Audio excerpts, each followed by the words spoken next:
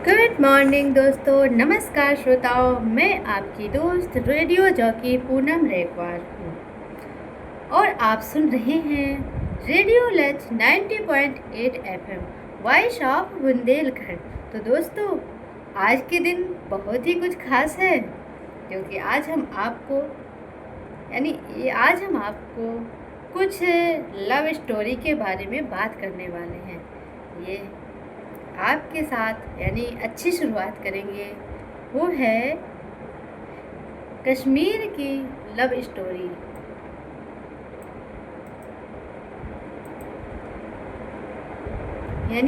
नागराज और नागरानी हिमल की कहानी।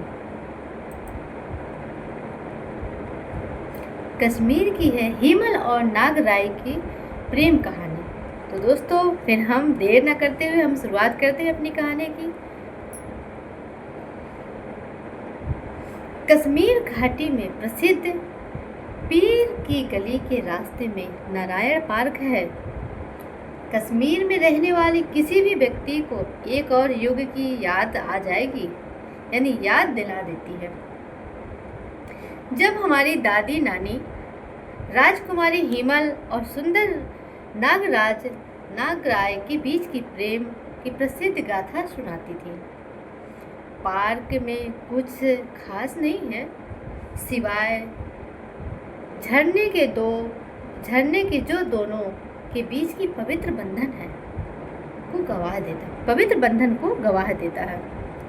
एक बार कश्मीर में सोडा राम नाम का एक गरीब ब्राह्मण रहता था। एक बार कश्मीर में सोडा राम नाम का एक गरीब ब्राह्मण रहता था। उसकी बदकिस्मती ने उसे एक ऐसी पत्नी दी जो असंतुष्ट थी और हमेशा उन चीज़ों के बारे में चिढ़ाती रहती थी जो वह उसे नहीं दे सकता था। उसकी गंदी भाषा ने सोडा राम पर बहुत बुरा असर हुआ। वह हमेशा खुद को दुखी और उदास पाता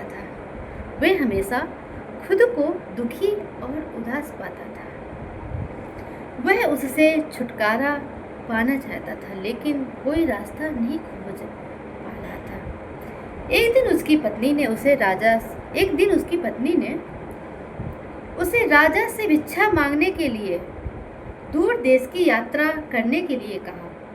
सोडा राम की पत्नी ने उसे राजा से भिक्षा मांगने के लिए दूर देश की यात्रा के लिए कहा। वह आराम करने के लिए विचार से ही खुश था। तभी लंबी यात्रा पर निकल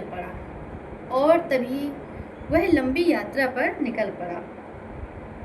उसने कुछ मील की यात्रा की और फिर बुरी तरह थक गया।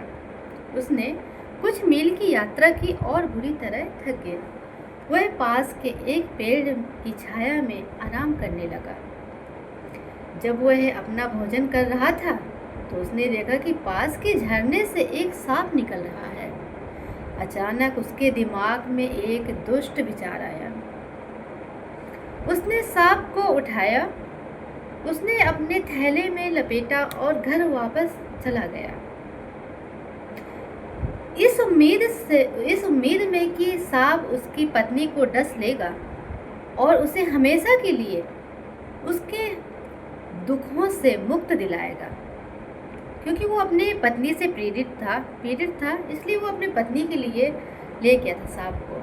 वह अपनी पत्नी से दुखी था ताकि वो सांप उसकी पत्नी को डस सके, उसे दुखों से छुटकारा मिल सके।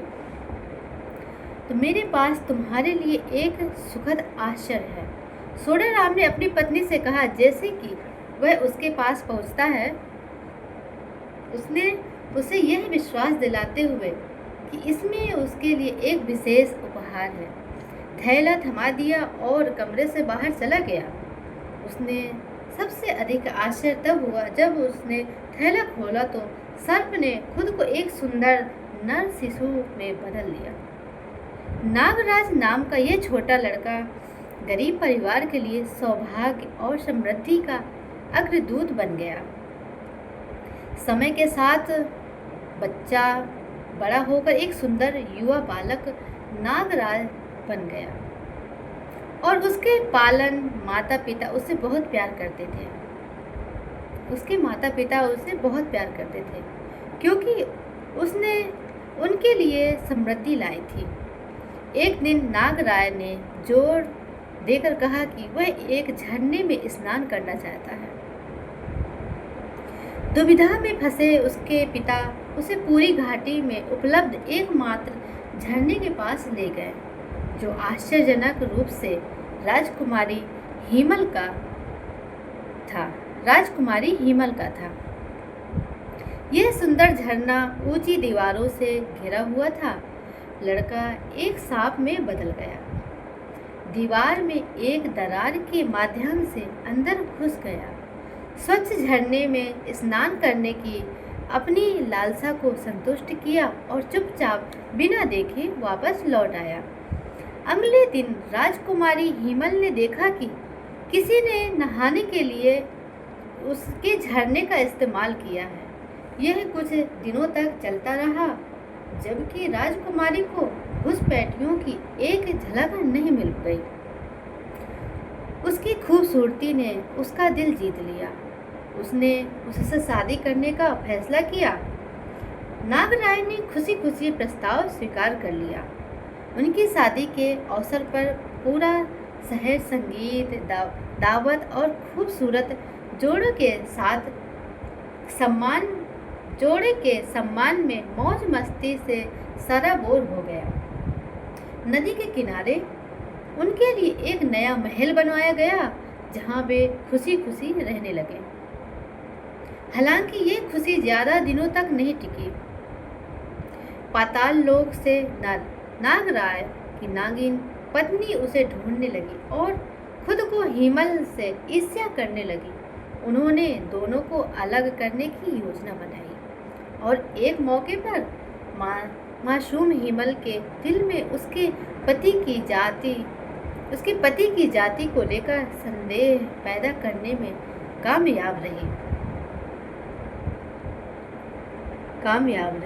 उन्होंने हिमल से कहा कि वह अपने पति को दूध के झरने में डुबकी लगाने का परीक्षा दे। उन्होंने उससे कहा कि अगर वह सच्चा ब्राह्मण है तो उसका शरीर डूब जाएगा, अगर नहीं है तो तैर जाएगा। जब हिमल ने नागराय के सामने यह शर्त रखी तो वह तुरंत साजिश को समझ गया और अपनी प्रेमिका को मनाने की कोशिश की कि वह उसे इस मुकदमे में न डाले। हालांकि हिमल ने हार नहीं मानी। आखिरकार उसने हार मान ली। उसने अपने पैरों को दूध से भरे झरने में डुबोया और उसकी नाग पत्नी ने उसे नीचे खींच लिया। जब उसके घुटने डूब गए तो उसने पुकारा, हिमल, क्या तुम संतुष्ट हो? वह संतुष्ट नहीं थी। जब उसकी जांघें भी डूब गईं तो उसने सवाल दोहराया, लेकिन उसने कुछ नहीं कहा। उसने बार बार अपील की लेकिन कोई फायदा नहीं हुआ। जब वह आखिरकार अपने माथे तक डूब गया तो उसे स्थिति की गंभीरता का एहसास हुआ और उसने उसके सिर के बालों के गुच्छे से उसे बाहर खींचने की कोशिश की, लेकिन बहुत देर हो चुकी थी। नागराय दूध के नीचे गायब हो गया। हिमल के हाथ में केवल बालों का वह गुच्छा रह गया। हिमल निराश हो गई। वह पश्चाताप और दुख से भरी हुई थी। उसने अपनी सारी दौलत त्याग दी और नागराय को हर जगह खोजने निकल पड़ी। एक दिन एक बूढ़े व्यक्ति ने उसे बताया कि झरने में एक सांप निकल रहा है और उसने मानव रूप धारण कर लिया है। हिमल को उम्मीद थी। वह पानी की ओर चल पड़ी और शाम होने तक का इंतजार करती रही। उसके बाद उसने नागराय को बाहर निकलते देखा। वह अपनी भावनाओं को और रोक नहीं पाई। वह उसके पैरों के चारों ओर लिपट गई और उससे विनती करने लगी कि उसे अपने साथ ले जाए। नागराज भावुक हो गया। उसने उसे एक कंकड़ में बदल दिया और उसे अंडरवर्ल्ड में ले गया, जहां उसकी पत्नी ने उसका पर्दाफाश कर दिया। उन्होंने हिमल को प्रताड़ित किया और परेशान किया और अंत में अपने बच्चों की हत्या का झूठा आरोप उस पर लगाकर उसे मार डाला। अब नारायण की बारी थी शोक मनाने की। शोक मनाने की। वह दुख को उसकी लाश जलाने के लिए तैयार नहीं कर पाया। वह उसे उसकी अपनी दुनिया में ले गया। उसका शव लेप तैयार किया और उसे एक पेड़ की छांव में रख दिया। वह हर हफ्ते उससे मिलने आता और उसकी याद में शोक मनाता। एक दिन जब नागराय झरने से बाहर निकला तो उसे हिमल नहीं मिला। पूछताछ करने पर उसे पता चला कि एक पवित्र व्यक्ति ने उसे फिर से जीवित कर दिया। वह उससे मिलने के लिए निकल पड़ा, लेकिन पवित्र व्यक्ति के बेटे ने उसे मार डाला क्योंकि उसे लगा कि सांप युवती को नुकसान पहुंचाएगा। हिमल जो शांति से सो रही थी अचानक जाग गई और उसकी चिता पर खुद को ही जला दिया। हिमल और नारायण की प्रेम गाथा इतनी शानदार थी कि झरने और पार्क का नाम आज भी उनके नाम पर रखा गया है। तो दोस्तों, आपको ये कहानी कैसे लगी प्लीज़ कमेंट में हमें बताएं। नमस्कार।